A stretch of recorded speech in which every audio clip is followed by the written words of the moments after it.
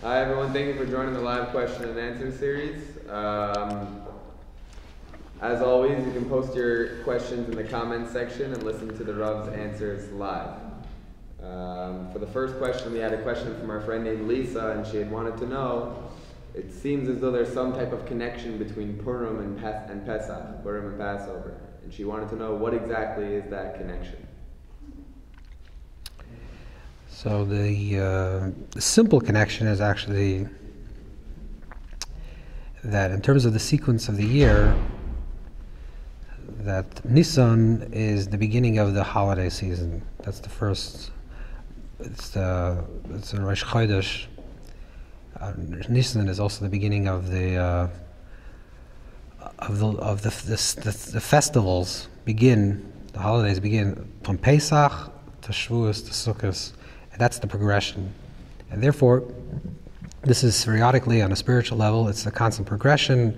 You're going from Pesach, which is a state of godless, of greatness, of expansiveness, that was gifted, to a place where there's still katnos, where you fall down in the days of Sphira, where you count the Omer, which is a harsher time, until you're building up the vessels to receive Gadol Sheni, higher level of consciousness, higher level of expansiveness. And that's the way the flow of the year goes up until the Purim. And in that way, Purim is the end, it's the culmination of the holidays. And Purim is the end of the holidays. It's called, the Gemara says that it's Vayelos HaShachar, it's at the end of the night, it's like towards the end, the final. Because Purim represents already the state where we're moving from Das, which is awareness. And the whole idea of Pesach is redemption of Das, redemption of awareness, until we finally get to Sukkot, which is Man Yedu, the whole idea of Das. Everything is about Das, about awareness, higher awareness, until we get to a point of Purim, which is Adeloya, until we reach a point that it's beyond awareness. So we're climbing up that, we're moving through those levels till we get to a point where we're higher than Das. And Tachlis Ha'idiyah Shloinei, the higher level of Das, is that we don't know, and even though we don't know, we do. That's the highest level of it's a being state without awareness. Awareness is already a level of self-conscious that we're still aware. We reach a point at the end of the cycle of the year through Purim where it reaches to the culmination of beyond Das. We're in that perfect state. That's every year we go through a higher level. It's like a spiral. We go through a higher level. However, there's also another image which is brought down also from the Gemara. Gemara Megillah says that Nismach Geula Legula, that we should read the Megillah if there's two others in the second other, because it will draw one redemption to the other redemptions. And Rashi writes there on the Gemara, Rashi writes that Geula Legula is Purim Pesach, which means that Purim is seen also as the foundational Yom Tov. It's not only seen as Yom Tov, the culmination of the year cycle, but actually a foundational Yom Tov. Now, Purim, of course, is only is Takanas Anavim. It's only from. It's not in the Torah. It's not in Chamish Chumash Torah. It's not in the 5 books of Moshe. It's not in Torah Shebiksav. It's in the Ksuvim. But the idea of Purim, in a way, is also a messianic holiday, a Mashiach holiday. That's why it's seen also as the foundation of all future Yom Tov, of all future holidays. So on one hand, it's the culmination of all the regular holidays throughout the year, but it's also the beginning of all the future holidays. That's why we see that in Purim, there's unusual activities that we do that we don't do in any other of the Yom Tovim, any other holidays. Normally, in order for us to get into the proper mode of Yom Tov, we have to stop doing work. We have to stop, let's say driving a car, stop doing physical activity, stop going to the office, stop doing things that are related in the physical plane in order to get into a more spiritual state. On Purim, it's almost the opposite. It's an inverse image. Purim is all about the body. We eat more, we drink more, you're allowed to drive your car, you're allowed to do all these physical actions, because Purim represents the beginning of a total redemption of creation, where the whole world, all the physicality become revealed as a medium to reveal the presence of Hashem in this world. So in that way, Purim is one level, it's the culmination of the regular cycle of holidays of the present moment, but it's also the foundation of all the future holidays of the future and the time of the world to come. We have a question from our friend named Sam, and he wants to know, how do we understand the mitzvah of erasing Amalek?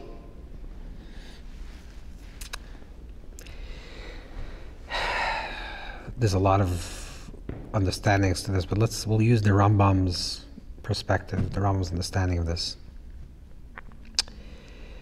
There's two important things about what the Rambam writes about Amalek. First of all, the Rambam writes that Amalek is they're related, that you're allowed to make peace with Amalek, you're allowed to ask them shalom. It's a big novelty in the Rambam, because the Rambam understands Amalek, which is the way we understand it. Amalek represents an idea. And therefore, if a person even is born Amaleki and says that I don't want to be an Amaleki, I don't want to be part of this nation. Now, Amalek, to be honest, just to start off the conversation, Amalek doesn't exist anymore per se. There's no nation of Amalek anymore. We believe that all the nations are mixed up and there's no such thing as a pure nation today to say this nation is Amalek or not. But Amalek represents a people that want the destruction of Klal Yisrael for no purpose. We'll call this, in this modern way of saying this, pure anti-Semitism is Amalek. So, for example, if you look through the Torah, Amalek was not a major threat to Klal Yisrael in the Midbar. There were bigger nations, more powerful nations. There was Egyptians. Egyptians were the most powerful nation. Never did the Torah say, wipe off the Egyptians because they wanted to attack you. Wipe off the Egyptians because they made you slaves. Or the Canaanites, the people in Canaan, because they were the largest country, the largest population there in Israel. Only Amalek. Why Amalek? Because all the other nations had some rationalization why they attacked. Why the Mitzvah attacked? It says, the Torah says, because they looked at the Jews and they said that they're going to be a third column. Eventually they're going to multiply in such magnitude that eventually they're going to overwhelm us, and if there's going to be a battle between the Egyptians and another nation, the Jews will side with the other nations and they'll throw us out. This is what the rationale. Whether it was a good rationale or a bad rationale, but there was some type of understanding. Other nations attacked Klal Yisrael because the people of Israel, while they were traveling through the desert or to get to Eretz Yisrael, they passed through their nations.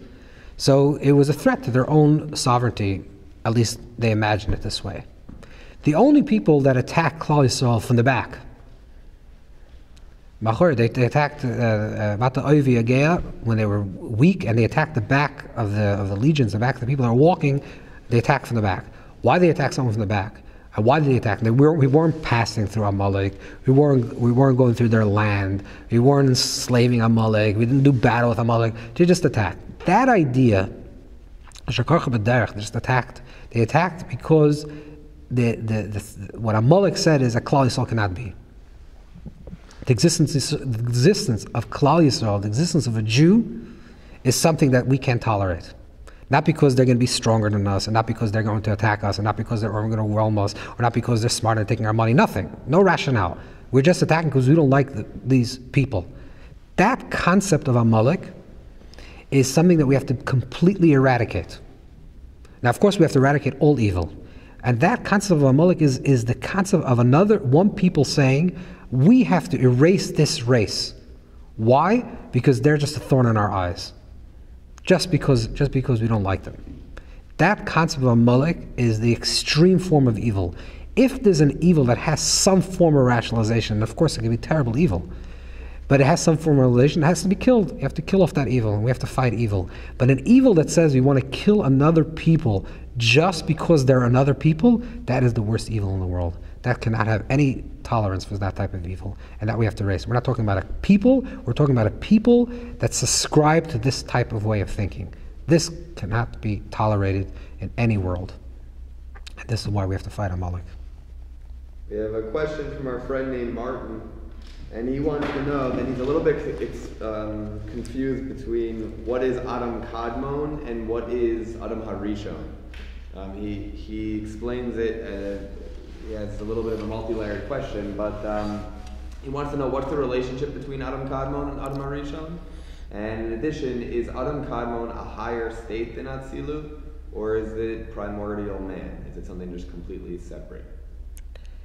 We'll start with the second question. Adam Kadmon is higher than Atzilus. I don't know if everyone is following this conversation, but we'll say very simply, the characters in the Torah, Avram, Yitzchak, Yaakov, Sarah, Rivka, Rachel, Leah, the characters in the Torah are real people with real lives, real issues, flesh and blood, but they also are paragons and prototypes, archetypes of certain types of qualities. Adam Arishon is a physical being, man. Adam, that's man. But Adam Arishon, physical man, physical creation of Adam, was also the archetype and the embodiment of the quality of Adam Kadmon. What is Adam Kadmon?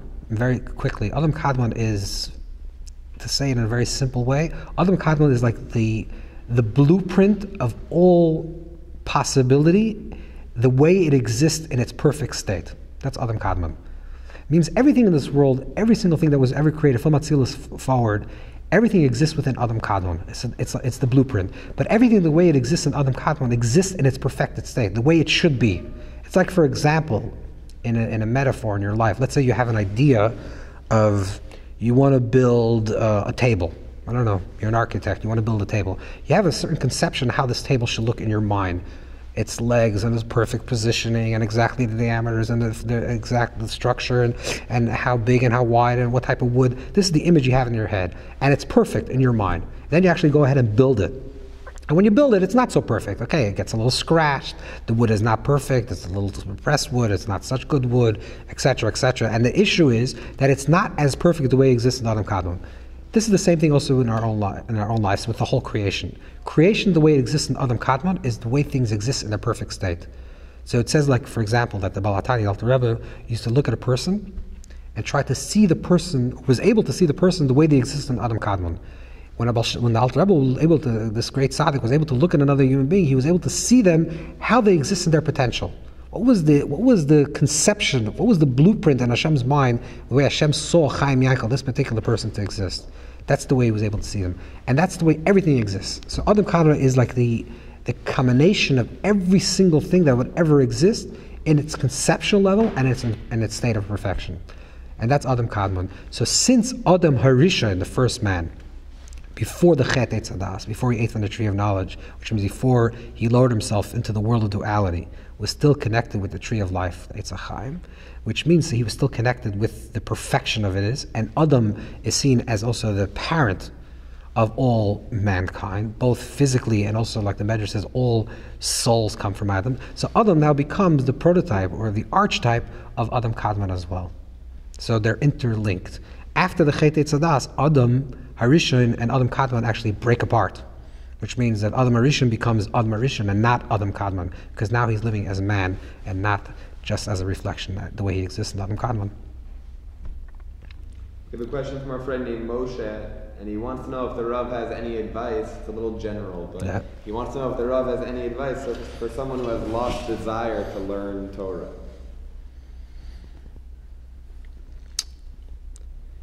So the basic understanding is that we should always learn the Makom Sheli B'Chafetz. We should always learn Torah in a place where our heart desires. The Avineza writes that in English Tal, that Torah Lishma, to learn Torah Lishma means to learn Torah and have pleasure in learning the Torah. So I would assume that the reason why a person is not having pleasure in learning, and I'm assuming this is a person that had pleasure in learning previously, and it seems like it's a person that enjoys generally a mental stimulation of learning. If a person doesn't, it's another issue, but from the question it seems like this is someone that had enjoyment of learning. I would suggest they have to think about what actually are they learning. Maybe to learn something else. They have to find something. Every single person in this world likes something, we hope, or else the person is very depressed. They like something. I don't care if it's some foolish thing, it could be sport, it could be, I don't know. There's something that the person likes. You have to find something that you like and find that aspect in Torah that relates to that idea, because that will stimulate you, that you'll find the cheshek, that you'll find the desire. So whatever you like, think about what you like. Let's say you like reading, fantasy. Okay, so read Medrash. I'm not saying Medrash is fantasy, but it's in the same vein that you're able to open up your imagination. So you have to use things, you have to find the aspects in Torah that talk to you. Means giving us a portion of our Torah means that every single person has a very specific part of the Torah that resonates with them. And the way we know which part of the Torah resonates with us is by knowing who we are. The more you know yourself, the more you'll find that aspect of the Torah that resonates with you, and the more cheshek you'll have to learn those areas. That would be the general idea. We had a question from our friend named Ben, and he wants to know that the sword that's described as spinning to keep Adam and Eve out of the Garden of Eden, is this sword real? And if so, is it still around currently now? Okay, first of all, the question is really, you can take it one step back. Is Gan Eden a physical place? Adam and Chava were created, they were placed in a place called Gan Eden. Is it a physical place? Could you visit Gan Eden today? Is paradise a place that you can visit? It's somewhere like in Iraq, behind Baghdad, there's like a little town that's called Gan Eden that I can go visit there. And if it is, if you go there, will you feel anything? And even though the different Rishonim, believe it or not, even the Rambam writes that it is actually a physical location, but clearly, if you're not in the right state of consciousness, you're not going to feel anything. You can be in Gan Eden. One way of understanding is Gan Eden is everywhere, and it's a state of mind, the way Adam and Chava existed before, that they were in Gan Eden. And then Vayigaresh as Adam in Agan is read in a more mystical interpretation that the Adam was thrown out of the Gan, which means not that he was thrown out of the garden, but the Adam, which means the higher man was thrown out of the garden. The garden still exists. His consciousness left the garden. That's a different reading. But if you read it in a literal sense, that it's actually a physical space, which is somewhat the way some of the Rishonim actually write, it's clear that even though it's physical, but it has a spiritual dimension. If you're not in that spiritual space, you would not recognize this place. You could be physically walking in what was called the Gan Eden and not recognizing that. Now, with regard to the Cherva Mesapechas, with the sword, clearly this is a deep, I don't want to say metaphor because then it sounds like it's not real. It's a deep teaching that the Cherva Mesapechas, the sword that twirls, the Merachas Alakus and other Kabbalistic Sforim write, that's Av V'yira, that's love and awe. This is a very deep teaching, saying like this, that if you want to get back into Gan Eden, into paradise, if you want to get to the doors of paradise, you need the wings of love and awe. Love and awe is the Gatfim, or the two wings that allow you to fly. But if you want to get back into the place of unity itself, which is the place of the tree of life, into Gan Eden itself, you have to drop those emotions as well. When you're one, there's no experiencing of that one. You are one. So that's the deeper understanding of what these Cherva Mesapechas are. What's the sword that twirls? That doesn't allow us to get back to that place. We have a question from our friend named Jay, and he wants to know, Hashem, God, seems to be someone that we call a Yodea Machshava, someone who knows thoughts, knows inner thoughts. And we also say that we are Chilek Elokam Mimal Mamash, that we are an actual piece of God. Does that mean that piece inside of us also knows Yodea Machshavas, also is able to understand thoughts, meaning, he doesn't say it, but maybe of other people? So when the Alter Rebbe writes in Tanya, in the second paragraph of Tanya, it says, "Nefesh Hashenis b'Yisrael l'chel k'l'kalim al-mamash." The Alter Rebbe writes that the second nefesh of a person is a chelik elokah, is a divine aspect. What the Alter Rebbe is really saying is, who are you? You're your nefesh habamis, you're your animal soul. The nefesh hasheni, and by the way, you also have a chelik elokah al-mamash, you also have a divine aspect. Now, if a person transforms himself in such a way that they can say that, who am I? You know, when you say in the morning prayers, it's from the Gemara and Brachas, they say, Hashem, thank you for giving me, the soul that you're giving me is pure. Who's me? So you're saying that I exist, and you gave me, Hashem, you gave me my soul, which means I'm identifying myself with my ego, with my body, with my physical self. And then I'm saying, in addition to that, I also recognize that I have a higher self that allows me to have transcendence, to have a connection with Hashem. Now that's because it's a nefesh hashenis, it's my second soul. And if a person lives in a higher level of existence and it transforms himself in somewhat level, then the nefesh hashenis doesn't become the chelik elokah. Then the second soul doesn't become nefesh elokah, but in fact the nefesh habahamis, your animal soul, becomes the nefesh hashenis, the second soul. So could a person that's living a life that identifies himself with their soul, with their higher self. Could such a person be a Yodea Machshavas? Absolutely.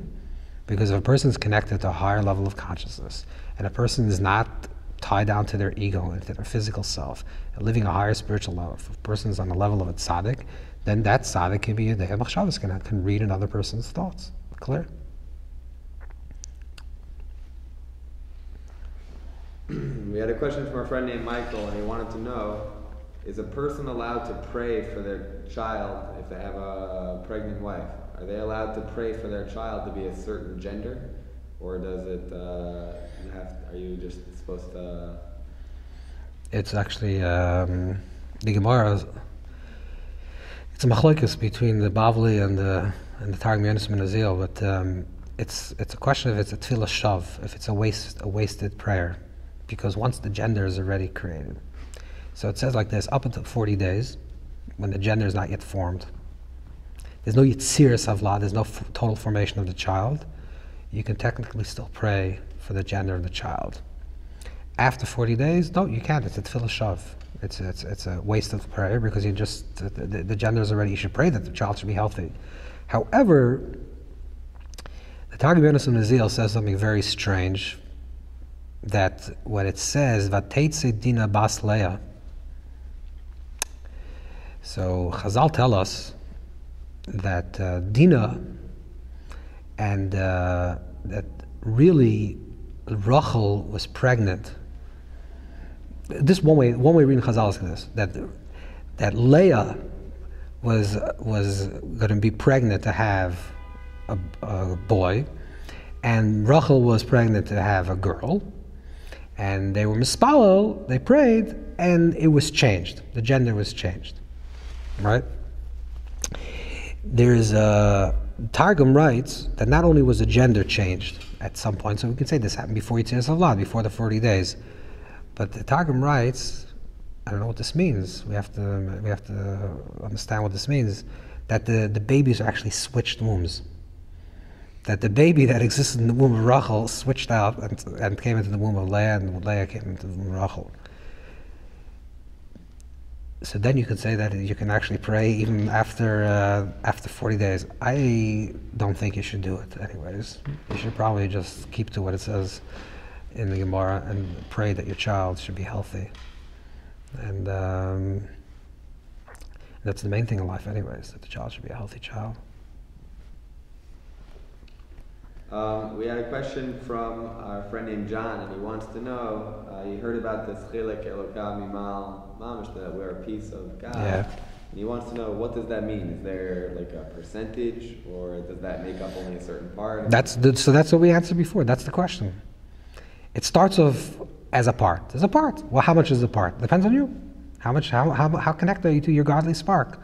If you live a godly life and a higher life, then that godly spark is fanned, and it blows into this little tiny little, or blows into an entire torch, and it fills your entire consciousness, and then you're a chelik elokah mamish. You're a living embodiment of Hashem's presence, which is what the Avos were, the patriarchs, Avram, Yitzchak, and Yaakov. We say that they were Merkava. What does Merkava mean?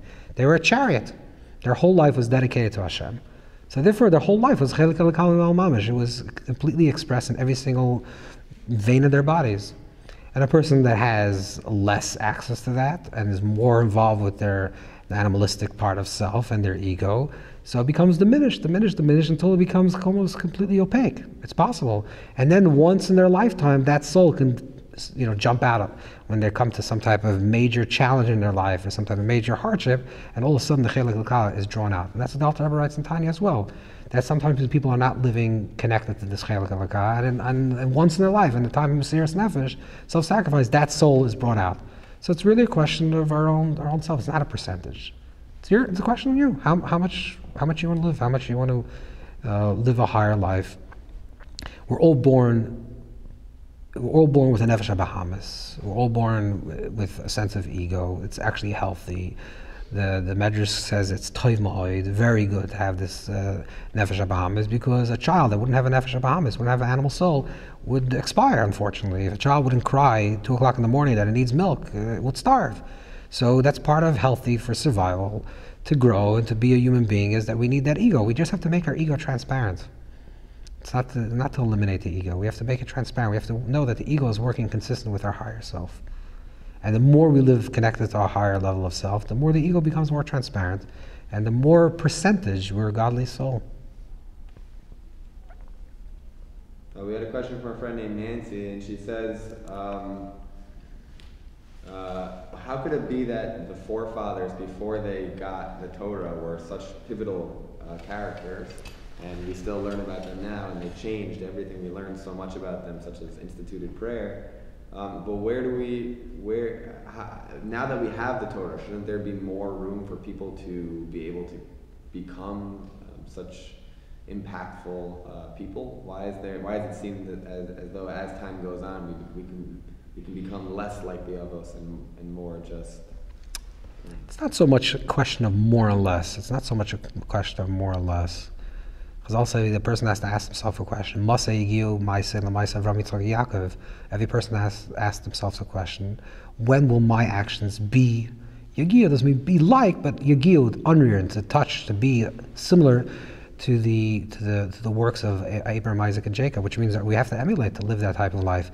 But it's more in terms of looking at it as a structure, which is that Avram, Yitzchak, Yaakov are the foundation. The Avos and the Imais, our forefathers, the matriarchs and the patriarchs are the foundation of the Jewish life, of our existence, and we all are the children of that reality. In terms of reaching a high spiritual level, it's a different conversation. It's more like the foundation, but not in terms of to be a recovery. We had a question from our friend named Ben, and he wanted to know if a person doesn't know how to say Hebrew, doesn't know how to speak Hebrew, is he allowed to pray anything he wants in any language he wants? So there's two aspects of prayer. One is spontaneous prayer. Spontaneous, to connect with Hashem. The person always has to pray, always. The person should be in constant dialogue with Hashem. Which means you're walking down the street, you see something that's you take pleasure, thank Hashem for the pleasure. You hear good news, thank Hashem for the pleasant news. Something is bothering you, even if you lose your shoelace, that it used to be. I guess people don't have shoelaces too much now, but it says in the more Chassidic Svarim, if you lose your shoelaces and you want to, so you have to daven, Hashem, please help me. I should find my shoelaces. That's the ongoing conversation, and that can of course be in any language. We should always be in dialogue with Hashem. We should always feel that Hashem's presence is real in our life. Everything that we thank Hashem. And everything that we enjoy, we should always think, how could I thank Hashem for this enjoyment? Thank you, Hashem, for making this in my life. And please give me, Hashem, give me the wisdom to overcome this issue. Constantly in a constant dialogue. But that, of course, can be done in any language. Then there's the formal form of prayer, which is the three prayers that we say, which are based on the nusach, on Matbei Shetav Chachamim, which is based on the language that our sages created. And there's a very deep significance to the specific language, certainly when it comes to the Amidah, the Shemona Esrei. So there, when you pray the formal form of prayer, even if you're not saying it in the Hebrew, you should say it in the language that's translated from that Hebrew. Certainly if you don't understand the words and you don't understand Hebrew, you should pray in your own language, whatever language you understand. But it should be a consistent interpretation, a translation of those words that are said in Hebrew, because they are formulated with a very deep understanding of how we access that point of connection. So we should use that form of prayer, that particular structure, but use it in any language that you can, so you can connect with it personally. We have a question from our friend named Sam, and he wants to know, is it true that the areas you are struggling and challenged most in, that those can potentially lead to the most blessings? Yeah, it is true. It is true. The B'makam HaCheser, this is what it's brought down in many Svarim, it's brought down from the Ari, he speaks about this in terms of a person's tikkun. But later, other tzaddikim bring this idea that the B'makam HaCheser is B'makam HaGadlus, the place that you're struggling with, specifically the place in the area in life that you have challenge with, that is actually where your greatness shines. Doesn't mean you overcome that issue, but that's where you're going to show yourself to be the bigger person. If you're struggling with anger and sometimes you overcome that anger, that means you're a better person. That means that you're a bigger person. That shows your godless nafshi. That shows that you're overcoming something and you're making something out of your life. So sometimes in the place of our default, in the place of our challenge, is a space where we're allowed to grow and we can show ourselves to be truly where we're growing in our lives. We have a question from our friend named Fremet. And they want to know, what can they do sometimes? They feel like when they're just doing things, they just feel like a robot. There's no feeling. How could they get more happiness in that which they do?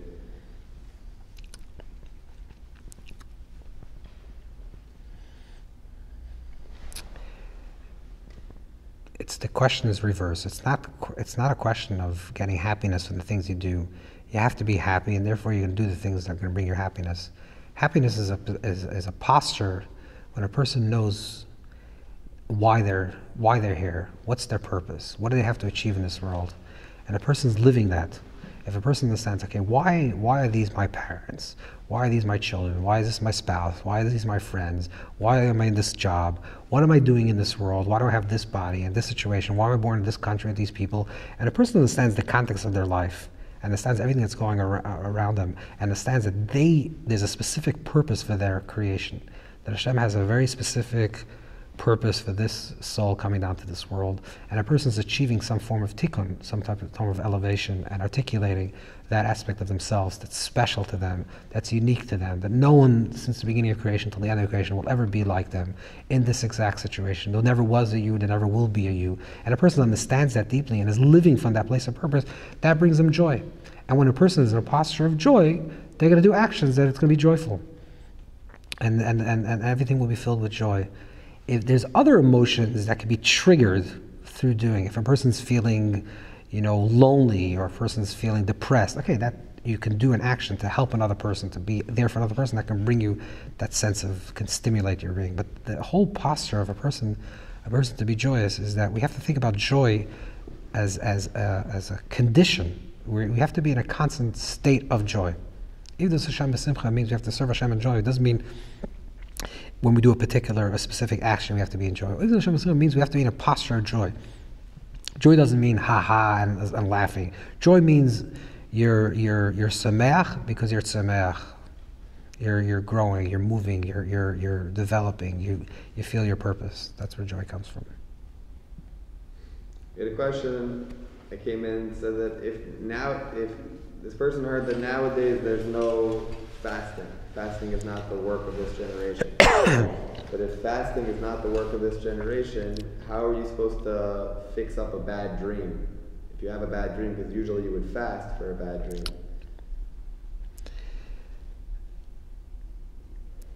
The idea of fasting, what's the idea of fasting? The idea of fasting is that you're giving up something of yourself. That's what the idea of fasting is. Right? When a person fasts, it says, normally I have to eat. And I'm going to give less my flesh and my blood, so to speak, for the purpose of something higher. And I'm not going to eat now, so I'm giving something of myself. So when you say that we shouldn't fast, the question then becomes, what could you give of yourself to break this negativity? And it could be a lot of things. Let's say a person likes to talk, and they overtalk. Or they talk idle words, or certainly if they talk lashon hara, negative words. If a person refrains himself, but in a conscious way, and says, they're in a conversation during that day. And normally they end up talking about people, and they say, you know what, today I'm not going to do that. That's fasting. That's a form of fasting. A person has negative thoughts, and they entertain these negative thoughts, or they like these negative thoughts, or they like a certain negative imagery, or this, and they say, today I'm not going to do that thing. They fast from those things. That's much deeper than actually physically fasting. Physically fasting sometimes is easier. It's okay, so I don't eat. But to give something of yourself, that's the real question. The more you give of yourself, the more you break yourself. The more you break yourself, the more you're not natural. It means the more you connect to something that's supernatural. You connect to something that's supernatural, you receive miracles. If you're a natural person, you follow the world of nature. So you follow the nature, then you give into your small nature. But if you break yourself, you break your teva, you break your nature, then you open yourself up to miracles. So anytime that you want something to be different because there's a natural order of things, and you feel like there's an onset of something that's negativity, something negative in your life, and you want to receive something that's miraculous, you have to give something. Break something. Do something against your instinctual, egoistic instincts. What would you normally do in this situation? That's not good for you. That's really not healthy, not good for you. Okay, I'm not going to talk lashon hara, but consciously, not just because I don't like talking. I do like talking. Or next time I do something, and I'm going to stop in the middle of doing it. If you do that consciously, you're breaking yourself. Not breaking yourself like in a negative way. You're opening yourself, and you're allowing yourself for something that's transcendent, something that's miraculous. Okay, we'd like to thank everyone for joining us today in the live question answer. We're sorry we had to push it off to Thursday. If everyone wants to continue in taking part, you can tune in Wednesday nights for the live question answer.